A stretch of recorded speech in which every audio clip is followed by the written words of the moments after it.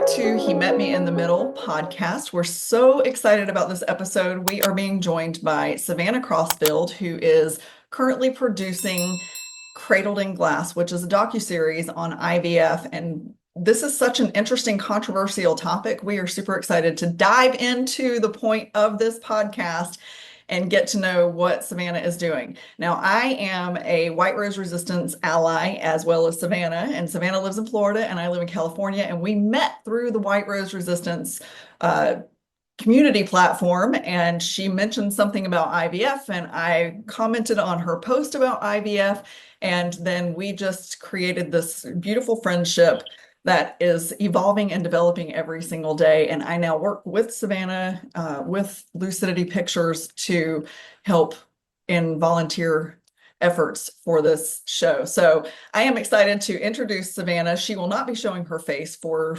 privacy and security reasons because this film is so controversial. So the camera that you see that says Lucidity Pictures is Savannah, Yep, and she's going to that's me. introduce herself. Thank you. Hi, Savannah. Tell us a little Hi. bit about you. My background is in broadcast journalism and filmmaking. And since I was really little, people would ask me what I wanted to be when I grew up, and I said, I want to be a documentary filmmaker. And like, I don't know what that is. But so that has been, yeah, my goal forever.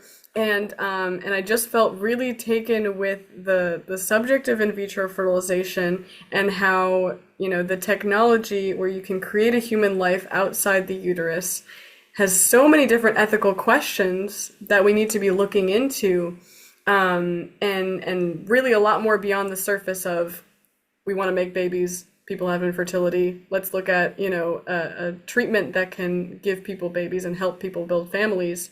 There's just so much more to it that in my research I've found.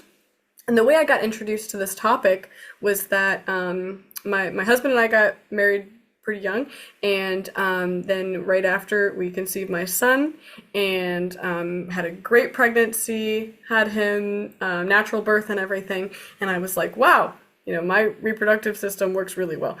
So I don't have infertility, but I saw on social media that there are 1.5 million frozen embryos in the US right now, and I found later that only about 2% of those are actually up for adoption, but there are a lot of them. And so I felt in that moment when I realized that statistic that I have a great reproductive system. They need loving families and great uteruses, and I have that. So my husband and I, felt that we should adopt embryos to build our family for our next baby and for building our family. And so I looked into it, and you have to be 21 to do it. And I wasn't at the time. So we were going to wait until that, and only a little bit after that, I got pregnant with my daughter naturally. So, not an adopted embryo.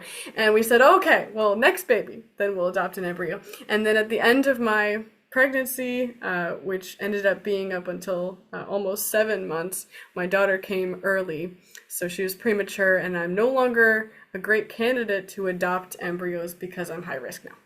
And so I said, what are we going to do? I felt called to this and to help all these little embryos out there. And so my husband and I said, well, my background's in broadcast journalism, and now I'm a stay-at-home mom. So I have some time to, do all this research and to put this together. And at first I was trying to, just look at advocacy from just typing things online or researching for some other organization or whatever that might look like. But then I found that really there is no documentary out there for the general public to be informed about this issue of the number of frozen embryos, or how that even came to be. What is IVF when you really look into each process? Are there any risks associated for the mothers who are having egg retrievals or implantations or what have you? And what can you do with surplus embryos? If you go through the process and you have more embryos than you intend to implant, what can you do with those? And I found that you can, of course, freeze them. So that's why we have such a high number there. You can also donate them to scientific research. Or you can have them destroyed. And so I was like, well, what happens when you donate embryos to scientific research? What's going on with scientific research and human embryos. And so at first I thought it was going to be, one full-length documentary of all this research and informing the public. And then it really ended up being that there's so much to delve into that it should be a 4-episode series. And so everything is just developed from there. We now have about 60 people involved in this series, whether that be subjects like Leigh Ann, or that is, production team traveling around the US to do these interviews with experts. For example, embryologists who do IVF procedures themselves, that's their profession, and so getting their perspective, or congressmen and women who are working on protecting IVF or personhood bills, or people who have been through IVF themselves and had different outcomes. So yeah, it has grown, and we've got a lot of stories to tell, and we're excited about it. We're trying to get it all released by 2026 summer. So that is the goal. So how does the series show that it's compassionate towards suffering Yeah, of people course. suffering from infertility? So we want to make sure that we are being compassionate as we're telling all these facts and stats and things that sound pretty cold and not very emotional. We want to make sure that we're being very compassionate to those who have suffered from infertility or have been through IVF, chosen that to build their family, or even those who went into, IVF work intending to help women to be able to build their families or help couples, and people who are in research labs intending to create medicines to help people who need those as well. And so we want to make sure that we're being compassionate to every individual involved and interviewing everyone from their perspective and honestly representing their intentions and their purpose. And so we're consulting a lot of women who have been through infertility or through IVF so that we can make sure that the message, run it through them, make sure that the message speaks to them, because as I said before, I did not firsthand have infertility. I don't. And so I want to make sure that we are making sure our messaging does apply to those women. And so I think we're making sure that we're very conscious of that. And this is as far from a mockumentary as things come. Yeah. So you're delving into basically all the different sides of IVF and what that is and what that looks like. And so for people who maybe don't know that much about it, like what are some of just the most common misconceptions about IVF that you're talking about? Yeah. So I think one of the most common misconceptions, if someone has heard of IVF in the general public, hasn't had it done before, so haven't really looked into the research about it or experienced it, I think when you mention it, people just think, oh, it is just a cure to infertility. It is a treatment that allows people who have trouble getting pregnant to get pregnant and have a baby. And that's, the most surface level understanding. And so the misconception is that it works every time and that there's no risks associated with it, and that I don't think most people even understand the numbers of embryos that are being created through IVF, because in essence, since it's so ineffective a technology, technically ineffective of a technology, that it's a numbers game. And so, to have one live birth, the stats, I think right now they are 7 to 8% of embryos created through IVF are born, which means that, you want to make as many embryos as possible in a given cycle, an IVF cycle, to have a live birth, because many embryos don't make it up until the point where they would be transferred, which is about 6 to 8 days after fertilization. And so, embryos would maybe die on the 3rd day, a couple of them, or let's say on the 6th day when you're about to transfer, couples there's a service at these different fertility clinics where they can opt into genetic testing. And so let's say, that the parents want to test for, an inheritable disease or chromosomal abnormality, so that's Turner syndrome, Down syndrome, and see if any of their embryos have those. And so the embryos, they have a few cells biopsied, so say 6 to 8 cells removed from the embryo, and then they look at each of those cells, chromosomes, or yes, they look at all of those chromosomes and see which of those has said inheritable disease. You can also tell the sex of the embryos at that point. So if given parents want, a female or a male child, then they can, choose to implant whichever ones that they desired. And so throughout the process, you've got lots of different opportunities where embryos are discarded because of either their grade, graded on quality, and that's their development up until that blastocyst stage. If some are running behind, then parents might not choose to transfer those, or the embryologist might not choose to transfer those. And so I think Dr. Lauren Rubal, which we'll be interviewing in next week, which is really exciting. She was an embryologist turned restorative reproductive medicine physician, and in her interviews that you can find online, she has said that the average number of embryos created in a given cycle is around 12, and that's because not all eggs that are retrieved are mature enough to be fertilized, but let's say like you got 15 eggs that are mature enough for fertilization. So the average number of eggs that are mature enough for fertilization that actually get fertilized is 85%. So that's where you get the 12.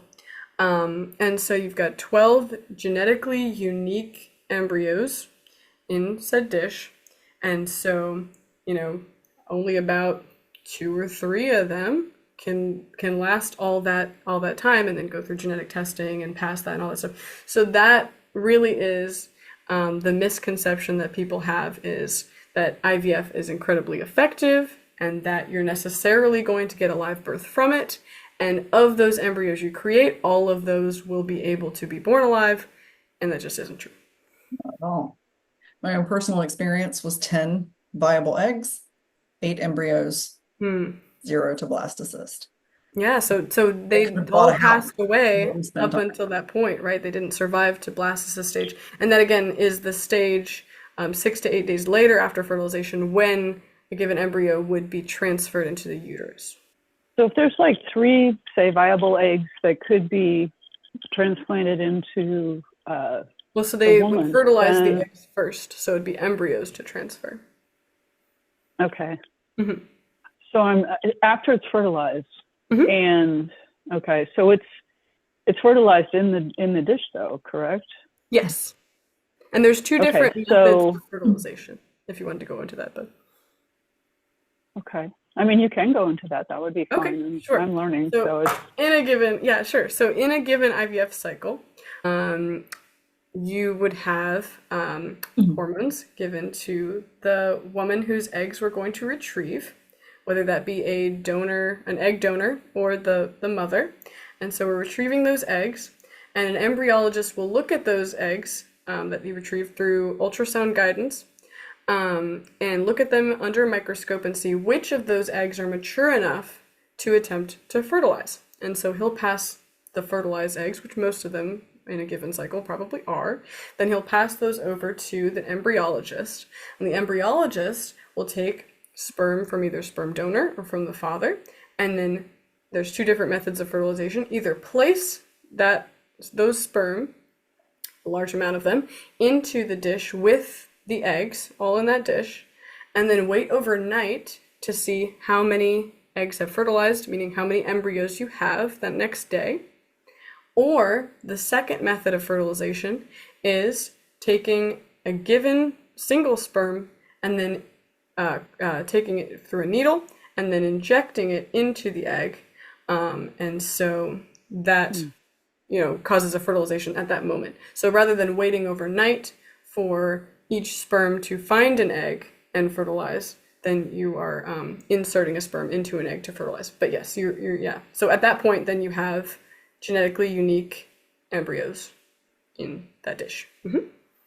so at some point, then they will be put into the mother, correct? Yes. And so earlier, there was a time when embryologists and reproductive endocrinologists they're the ones that do the transfer, would take more embryos than you intended to be pregnant with, and then insert them into the mother at one time, because again, it's a numbers game. You have, it depends on the age of the mother and a lot of factors, but around a 35% chance of a successful transfer and implantation of the embryos you transfer. And so the more embryos you place into the mother's uterus, the more chances you have of successful implantations and pregnancies. But you can have situations if you're transferring more embryos than you intend to be pregnant with, where you can have, like the whole famous story of Octomom, where you have a very large number of embryos that would be dangerous for not only the babies, but for the mother to be pregnant with. And so in that situation, then the medical providers would look into selective reduction, which is abortions of certain babies, but not all of them. But that can pose a risk, of course, to the rest of the babies and to the mother. So now they don't do that anymore. And so now they will only transfer 1 or 2 embryos any given cycle. So yeah. But you could still be in the situation where, because you're only selecting a few of them, and there might be, say, 3 or 4 that are actually viable to go into the woman, that now we could potentially get into abortion issues also. Well, not currently. Now you have the situation. Well, I mean, okay, depends on what you decide to do with your remaining embryos. So let's use your example. Let's say you have 4 embryos and we only transferred 2 in a given cycle, but something has to happen with your remaining 2. If you just leave them in the dish, they will die because they have to be transferred on that day, the 6th to 8th day. They can't just live in the petri dish forever that way. And so you have a couple of options that you need to make these decisions. Number 1, you could just choose to destroy. So I guess that would be quasi getting into the abortion issue, although people use that term to say ending a pregnancy, which we haven't started a pregnancy, but it would be embryo death, so yes, destruction. Or you have 2 other options, one of which being to freeze your extra embryos. And so we have 2 different freeze methods. The old freeze method, which we did 10 years ago and before that, is called a slow freeze method. And so that posed a lot more risk to the embryos because you have the issue of water expands when you freeze it, and when you thaw it, you've got crystals that can form, and then those crystals can damage the embryo and cause embryos to die when they're thawed. But now, since about 10 years ago, we have done a vitrification method, which means to make like glass. So essentially, we are dehydrating the embryo and then doing a rapid freeze with liquid nitrogen. And so this avoids that water expansion and the crystallization forming, the crystals forming. And so now we have much higher likelihood of embryos surviving the freeze and the thaw and being able to attempt implantation after they are thawed. And so if you want to freeze your embryos, you can store them indefinitely. There is a fee that you'd be paying for your embryos to be frozen in cryopreservation. There are companies that do long-term storage of embryos and other and you could also freeze your eggs for a long time, and they'd use the same vitrification method. You could store testicular tissue and sperm as well.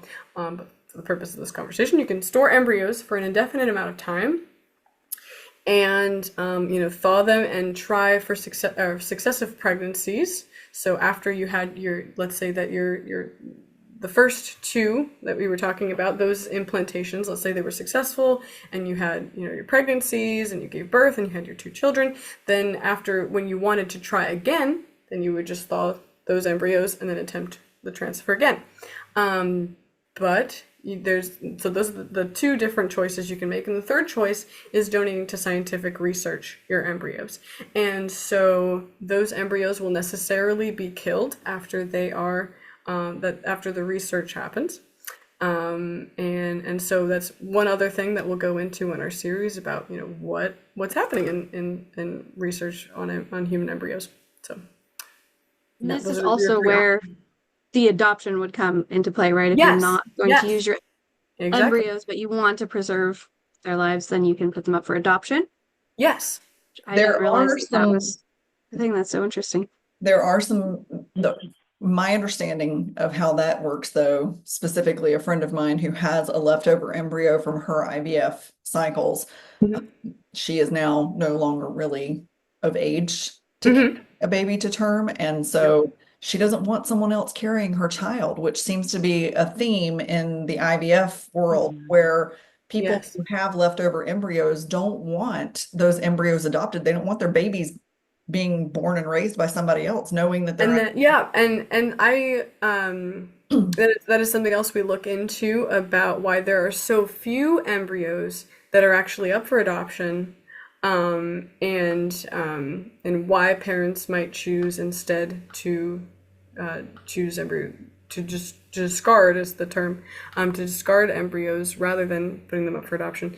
And if you choose the National Embryo Donation Center, which is the largest, I guess, embryo adoption agency, if you will, then if you choose them, the incentive to use that rather than to destroy is that the parents who are donating their embryos do not have to pay for those embryos to be continually stored until possibly adopted. And the National Embryo Donation Center will, take those embryos and bring them to their cryo storage facilities and pay for their storage, so that the parents who are donating their embryos don't have to pay for those anymore and incur that financial responsibility. So, but 40% of embryos that are frozen right now are abandoned, meaning that their parents are not paying for their embryos to be in cryo storage long term, and so those embryos are not up for adoption. They're in limbo. They don't have an established fate at this point. I really want to talk about the restorative reproductive medicine. You mentioned Lauren Yes. Rubal and your interview coming up with her. Now, this is something that I'm not even familiar with. I didn't know that this was a thing. So tell us a little bit about the restorative reproductive medicine as an alternative to IVF and how it differs. Yeah. So, when one has infertility, which is medically considered to be 12 months of an unsuccessful pregnancy with regular intercourse over 12 months, then you have a couple of options. If you go with the traditional medical industry, they will try a couple of treatments before referring to IVF if those don't work. And so restorative reproductive medicine does include some of the options that standard medicine will try, but with a lot more intensity.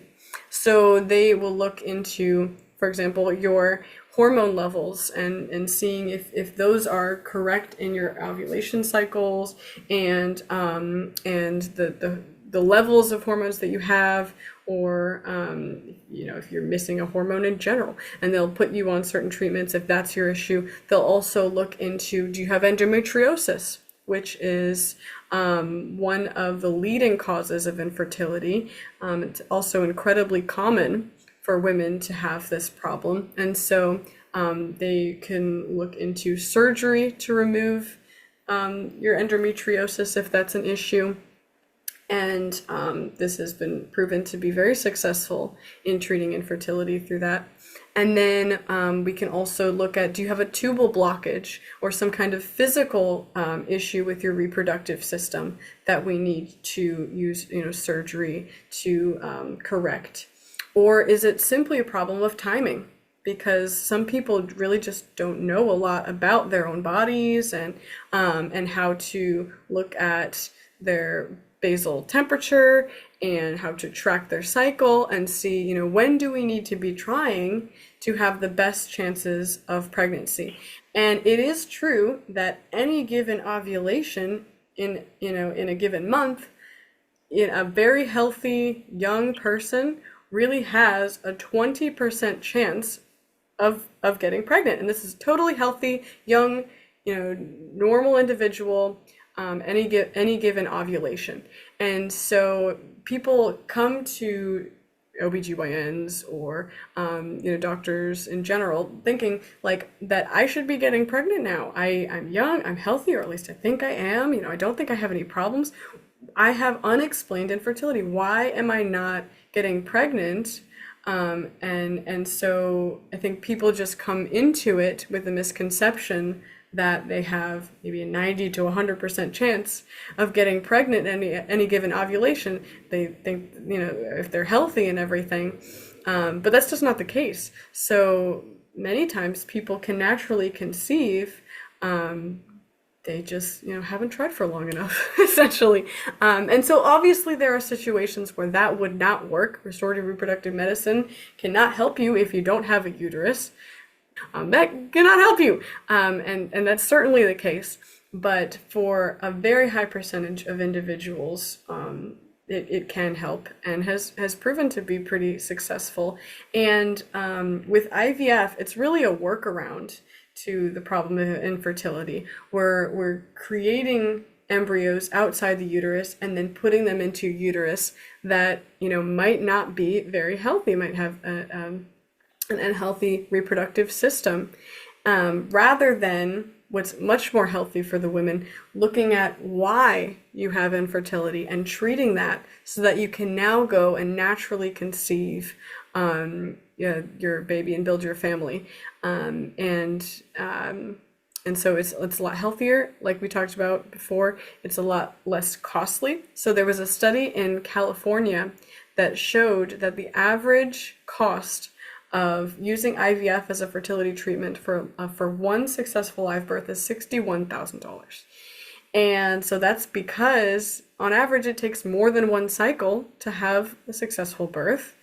And each cycle is very expensive, especially if you're adding add-ons like genetic testing, or if you have extra embryos you need to be freezing, so you have to pay for that cost of the freeze and then ongoing costs of cryopreservation. Whereas there was a study done by Dr. Phil Boyle in Ireland, comparing, he's a restorative reproductive physician and a family physician, and so he was comparing IVF as a fertility treatment and the cost and effectiveness of IVF versus restorative reproductive medicine, and he found that on average the cost of curing one's infertility and treating it so that you can naturally conceive multiple times, not just one successful live birth but multiple, is $3,000 to $5,000. So you're really comparing $3,000 to $5,000 to $61,000. And so we definitely want to talk to those who are suffering for infertility and about the cost, and then how much healthier one would be if this is a possible treatment for you, and then how much more effective it is, because you are, like we talked about the embryo attrition rate.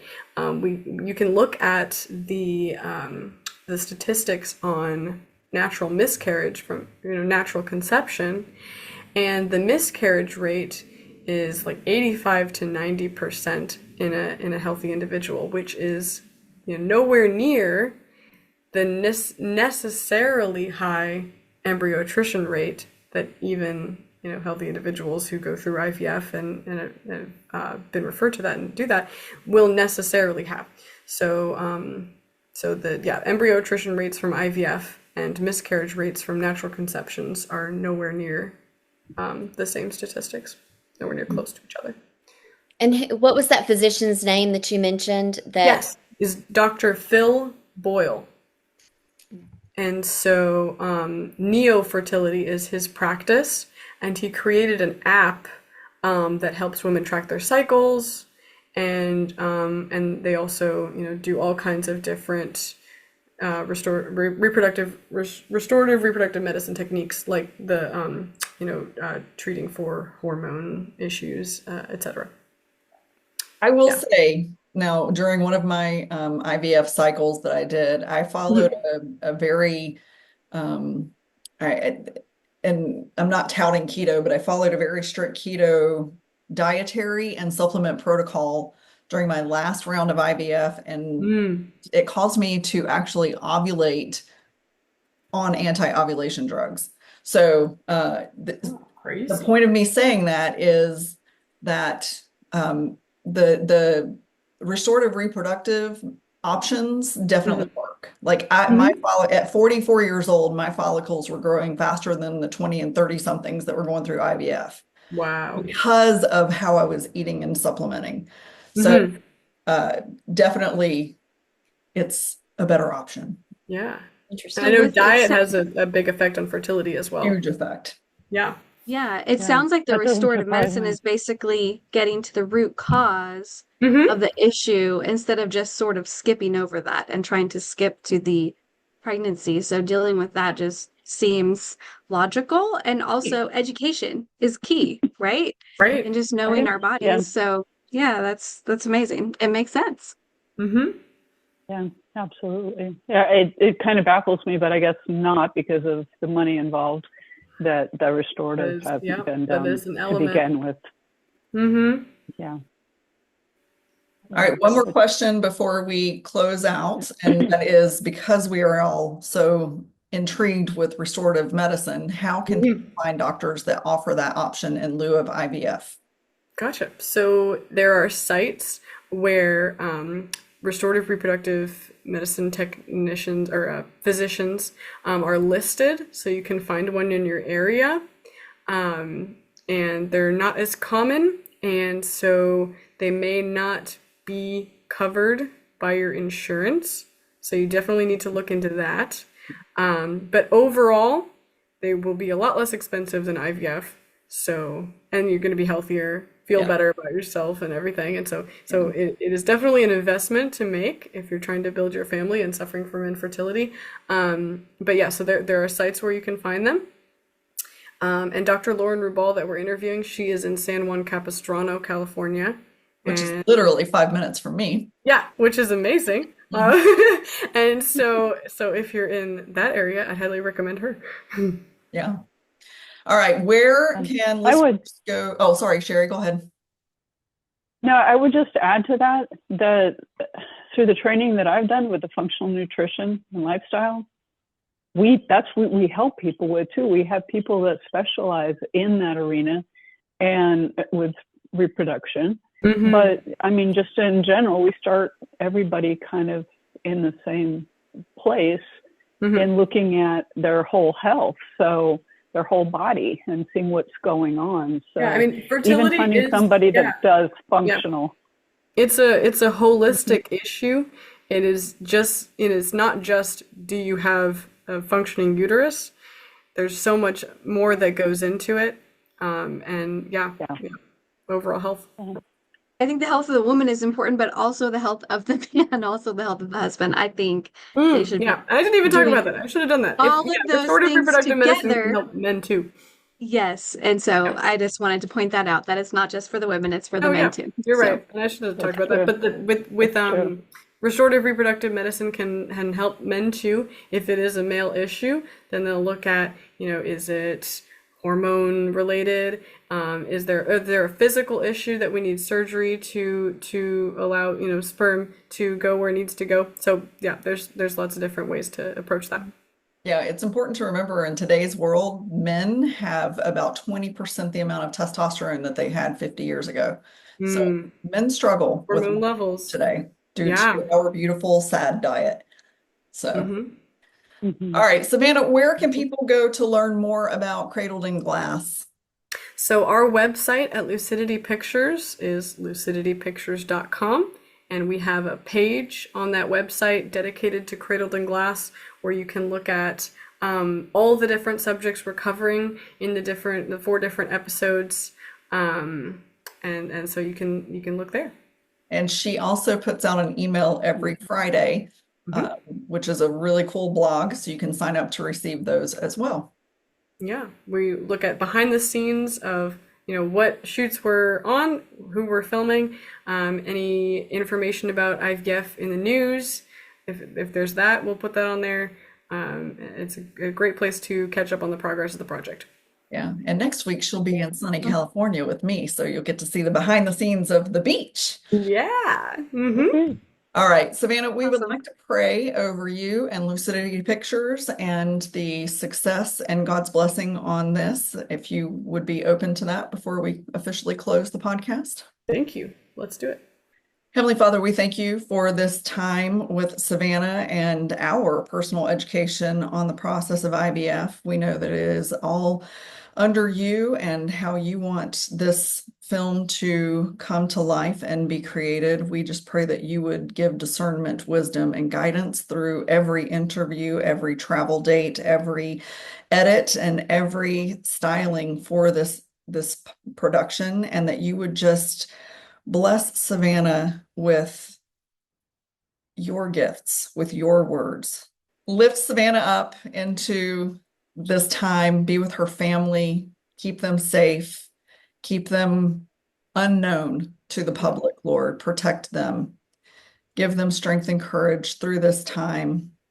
And Lord, I pray that you would bless the production of this film as she continues to put information out into the public, behind the scenes, news articles to help reach people's hearts, give them discernment, help them understand not just this is making babies for families, but from a Christian perspective, help them see what really needs to be seen on these episodes, Lord. Help them understand the true science behind IVF and give them discerning wisdom. We pray for these doctors and experts and specialists and all of the subjects that are going to be talked to and interviewed through the production series, that you would just put your words in their mouth. Help them speak truth, wisdom, and light into this film, bringing truth, wisdom, and light into the minds of all the people watching. We pray these things in Jesus' name. Amen. Amen. Mm.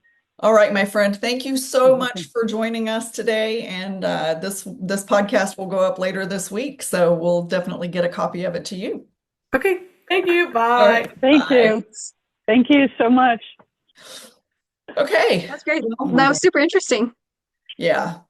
Yeah. It's Sure. super Definitely. interesting and it's super confusing too at the same time. But a lot of it is my lack of knowledge, and so I need to do a little bit of research. But Yeah. Same.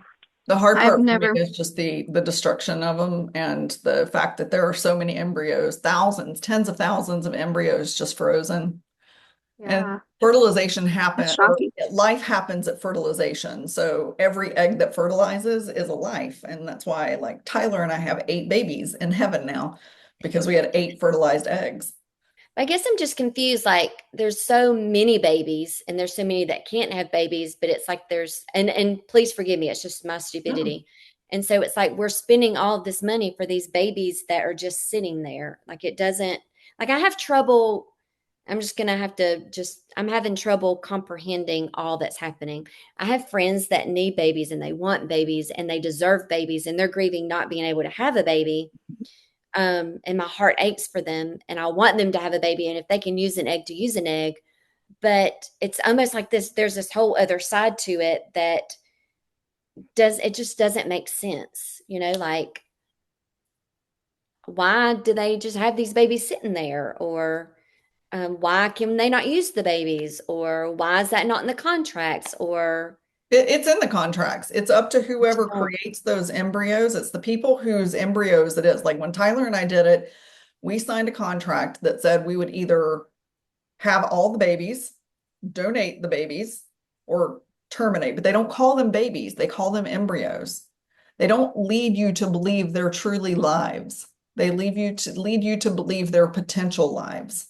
I think That's they're the potential problem. lives. No, Do they're you real think? lives. Embryos are souls because But life begins at fertilization. so why do we, I guess that's where I'm confused. Like, I don't know.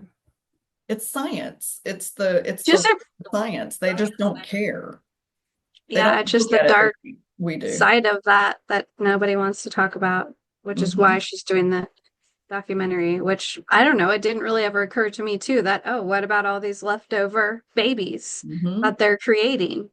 with this process and just leaving them there and not, I And then don't there's know. all these It's kind of mamas that need these heartbreaking. babies, and it's like they can't get them. Well, it's not that they can't get them. I mean, if a family says, okay, or if a couple says, okay, we'll put the rest of our embryos up for adoption, you still have to go through the adoption process, which is very Oh. expensive. Like she was saying, and Mm. you have to have a viable uterus, and so many of these Yeah. women don't because they're doing IVF. So then Wow, you're that's talking really, surrogacy, then you're renting someone's womb, then you're, Yeah, there's there's just just so something. many facets to just IVF so are off. demonic, in my opinion, honestly. I So don't know. It's so hard because I've seen all the video. Have you guys seen the videos of when the sperm is put into the egg and she the actually, spark of life that yeah, happens under the microscope? yeah, That is, that's life. that's life, and that's God, and that's not like you can't, we can't create that. Only God can. And so you're creating a life every time an egg is fertilized. And so just like I can't ever unsee that now, Yeah. like Right. so So she's actually that's just interviewing my friend shocking. in North Carolina who has the embryo still frozen, and she doesn't want to put it up for adoption, and her husband won't let her have it. She had twins with her first two embryos. So she had three viable embryos. She had twins. They implanted the two, and then they have a third one that's frozen, and her twins are 4 now. So she's interviewing her in March, but oh So are well, they paying for that to be stored, they I are. guess? They are. So storage, I Hey, wanted to ask that. what? Yeah, I'm curious. How much is storage? I wanted to ask for that, but we I know didn't get Maria to. pays $60 a month. It's So so I would interesting because also they bring up, So for 14 years, she's paid $60 a month to store that embryo. I just don't know that I would well, want a frozen baby. I mean, that I'm struggling with that too. Like, how do you freeze a life and say that's okay? Mhm. Like you're freezing a life, but mm, yet, That's what I was I mean, gonna I don't know. Call me ignorant. I say. Yeah. just, no, I That I I agree. feel what like I was that going to would say is affect them also. my friend's dad, when she told him, because she's been a lifelong Christian, like since we were kids. And my friend's dad asked her not to do IVF. He said, "You are playing God. What are you doing?" And he begged her not to do it, and they did it anyway because they wanted kids and they were in their 30s and they didn't want to take the time to wait. And so they went through IVF, and now she has so much. I mean, obviously she doesn't regret having her kids, but she on the phone with me said my dad was right. Like I have this child that I cannot do anything with that is frozen in time. And she's just devastated. So I pray over her all the time because she doesn't know what to do with that So embryo. hard. And it's, what you And said, she doesn't very want to true. put it up People for don't want to adoption. adopt embryos. They don't want somebody else's kid. They want their own kid. That's like Tyler. We're looking at adopting a baby next year, obviously not an embryo, but a born baby. But he really, really wants his own biological child. And there's in my heart, no viable way to make that happen because if we did INI, which is injecting his sperm into a woman and using her egg, then it's her baby, which is also really scary because what if she decides she Yeah. doesn't want me to adopt that baby? And then Tyler's kid is out in the world with a surrogate that we have no laws or rights to take.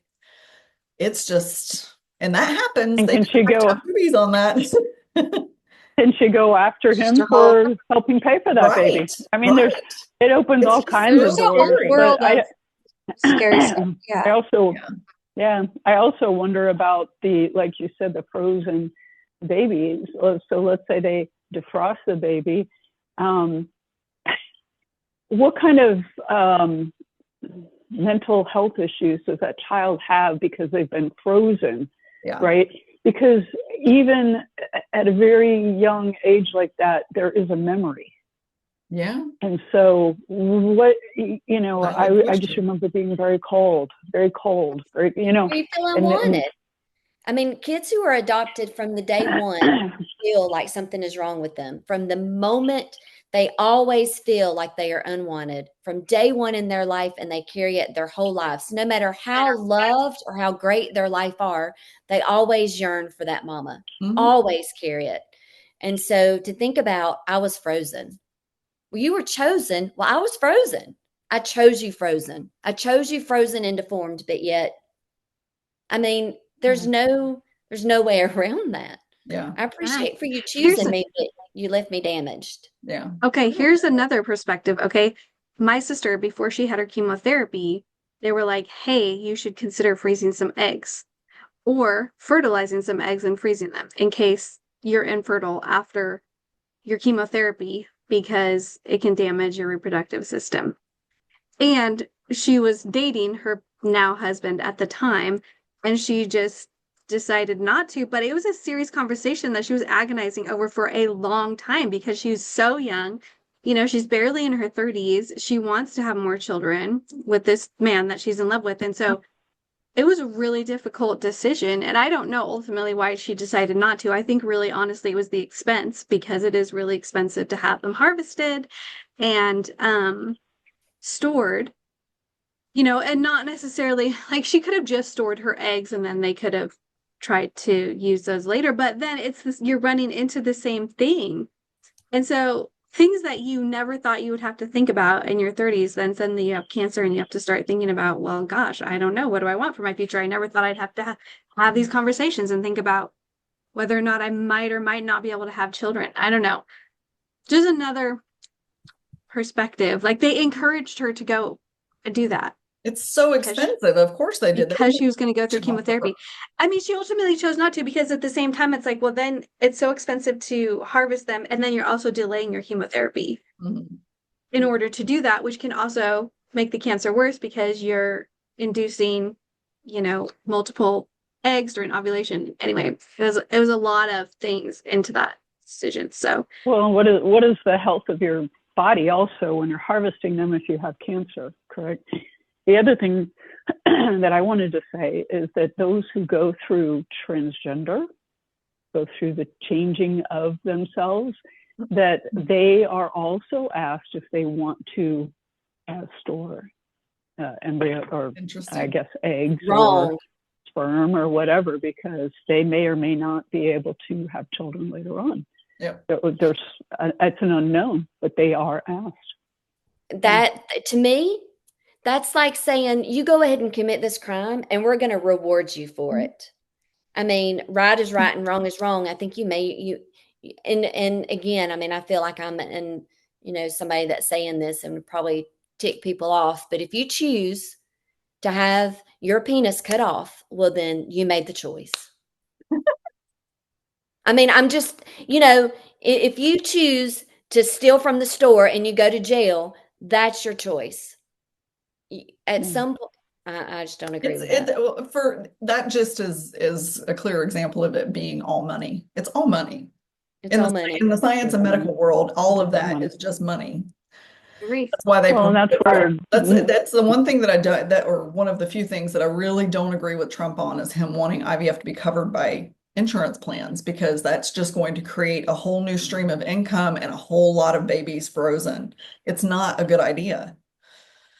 I'm hoping somebody will educate him on that. IVF was so controversial. I didn't realize I didn't either. All of this. Tyler and I went through 4 rounds and I was learning more and more about IVF through every round. And after the 4th round, I said, we're never doing it again. And then after I've explained it to him, he was like, yep, we're never doing it again. Like it is literally, I look at it as part of the abortion industry. But it's education. It is education. I mean, I would have went into IVF not knowing anything, and I'm even in healthcare. Like I know they fertilize a bunch of eggs, but I just assume they're going to implant all of them like they used to do back in the 80s and 90s. But I didn't even realize they didn't do that anymore. But even if they put their eggs out, they're not implanting them. They have to create an embryo at that point. They can't just put the egg back in you and hope it fertilizes. So it's still part of the IVF process. Yeah, there's more that we don't know. There's got to be a lot more that what we don't know. Yeah, there's a lot. Yeah, and the testing of the embryos. Oh, don't even get me started on that. That demo reel that we're gonna tag in the description. She actually got a high clarity biopsy that was done at the Mid-Iowa fertility clinic, and they let her film one of the biopsies where they were genetically testing an embryo. And She then did good. the Nebraska trip she did was a couple who adopted 4 embryos and only one of them was viable, and they had 2 miscarriages, and then they had Jack, who is the baby that they were filming. So Yeah. I really truly wonder how many could have had babies if they had just gone down the path of a healthy life and looked at that way. And but Well, I mean, Sheri, I love that you pointed out, look, go see a functional medicine practitioner, functional nutritionist, something like that that's going to help you with your health in general. there really are people who are Because- healthy who can't have babies. I mean, I've got a cousin who's Oh, there IVF, are. and then I know a friend who's done all kinds of things trying to have a baby. But the background too of what's going on that is not being shared. Yeah. Exactly. But the point that I wanted to make too is she says there's not a lot of doctors, but there's a lot of help out there if you go look for it. And somebody who does what I do is probably going to be cheaper than going to the doctor. That's not going to be covered under insurance. Am I covered under insurance? No, I'm not. But I'm going to be cheaper than that doctor. So, And it's just a place to start we can to help. improve your health. Yeah. Absolutely. A good place to start. Absolutely. Yeah. I know. So there's options, but, Yeah. and I mean, it is a better way to maybe figure out, is that the issue? And she didn't mention Right. PCOS. Or is and there that's a something whole else going on? nother issue. yeah. Yeah. I had endometriosis, and they said that I wouldn't have Taylor and Zachary. And so, and I actually had a kidney, first I had an ovary removed on the right side, and then I had the kidney removed. And so they're like, you'll never have babies. I had 2 babies. But so for me personally, you know, I can't imagine, because I didn't have to go through it either, but my heart aches for those that do long for children and that grief of living with that. But then also, if you've got anyway, we got to talk more, y'all. Well, and we also have to remember, I mean, if you look from a biblical perspective, God opens and closes wombs for reasons. Look at Sarah. Look at, you know, lots of infertility in the Bible too. So, hey, everybody, as I'm editing this podcast, I realized that we actually forgot to close this podcast out. We were so excited to have Savannah on, and then we ran into this huge conversation at the end, and then we all had to get off, and I never did an outro. So thank you so much for listening to this podcast. We hope that you learned a lot about IVF. And if you have further questions, you are welcome to reach out to us. I am happy to answer any questions you may have regarding my own personal experience, and I will gladly put you in touch with Savannah if you have things that I can't actually answer for you. If you would like to go check out Lucidity Pictures, please click the link below. We will have a clickable link in the description notes so that you can go check out Lucidity Pictures for yourself and see that demo reel. It is really, really good. In the meantime, thank you again. Please remember to like, subscribe, and share this podcast with everyone that you know and love. We hope you're enjoying this new format that we have, and we will see you next time. Bye, everybody.